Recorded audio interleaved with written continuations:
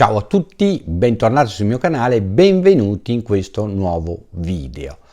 Oggi torniamo a parlare di apparizioni mariane e parliamo dell'apparizione che avvenne il 15 agosto del 660 d.C., apparizione che avvenne al Sant'Ildefonso, e adesso andiamo a vedere chi è e cosa successe. Sant'Ildefonso, tra il 660 e il 667, fu arcivescovo di Toledo e mentre proprio faceva la messa nel presbitero della cattedrale apparve la Madonna. Maria lodò il fervore religioso del santo consigliandogli una preziosa veste, questo simbolo della sua benevolenza e protezione, perché Ildefonso, come era musicista, era scrittore, era un grande oratore e tanto aveva fatto per portare il Vangelo, la parola di Dio, agli uomini.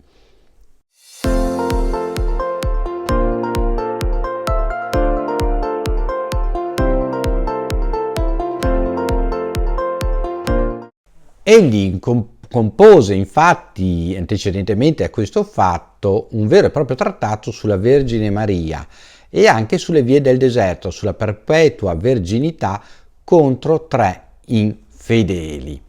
Toledo è in Spagna, ve lo ricordo, l'apparizione avvenne il 15 agosto del 660, mentre il nostro eroe, cioè Sant'Ildefonso, morì a Toledo il 23 gennaio del 667.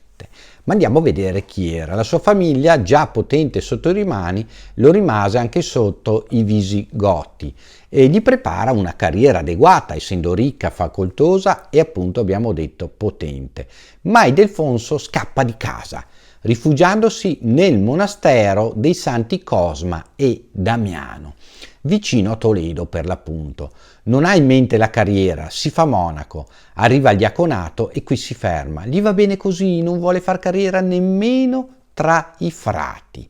Ma i confratelli lo eleggono ugualmente abate della loro comunità, perché ha tutto, ha molte caratteristiche positive.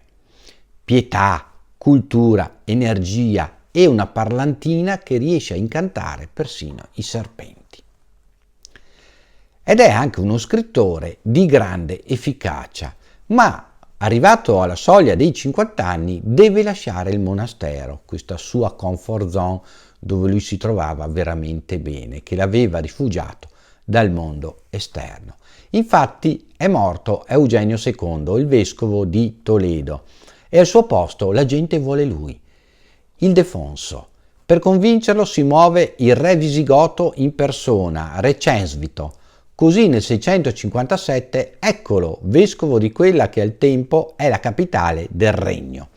Ora non ha più molto tempo da dedicare ai libri, impegnato com'è a scrivere lettere, a tenere contatti, a cercare di redimere tutte le questioni che può imporgli il suo dicastero, e molte di queste non sono molto allegre. Abbiamo molte pagine lasciate da lui molto angosciate in cui parla di scandali ad opera di certi cristiani influenti e falsi, sui conflitti duri con il re, che pure lo stima, e su tanti ecclesiastici che troppo si immischiano degli affari di Stato invece che mischiarsi degli affari dello spirito e di Dio.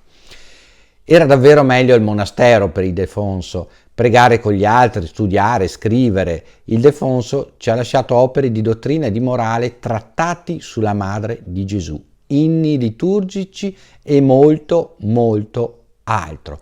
Per esempio un'opera divulgativa come De Viris Illustribus, degli uomini illustri, che è un po' una continuazione delle etimologie di Isidoro di Siviglia, 570-636 d.C., la grande enciclopedia di tutto l'Alto Medioevo.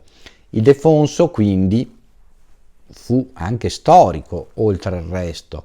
Non può vivere però senza insegnare, convinto anche lui, come San Braulio, vescovo di Saragozza, che il sapere è un dono comune e non privato e perciò deve essere distribuito e diffuso gratuitamente a tutti.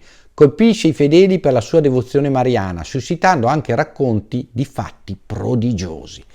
come quando al momento di una celebrazione solenne, come vi ho detto a inizio di video, apparve in chiesa la Madonna, porgendo a Ildefonso l'abito liturgico, la pianeta, cosiddetto per il rito. Dopo la morte il suo corpo fu sepolto a Toledo, poi con l'invasione araba venne trasferito a Zamora, in Castiglia. I fedeli lo hanno gridato santo da subito, collegando sempre il suo nome a quello della Beata Vergine Maria. E qua finisce la spiegazione e il racconto di questa apparizione, a mio parere, fantastica a Ildefonso il 15 agosto del 660 d.C.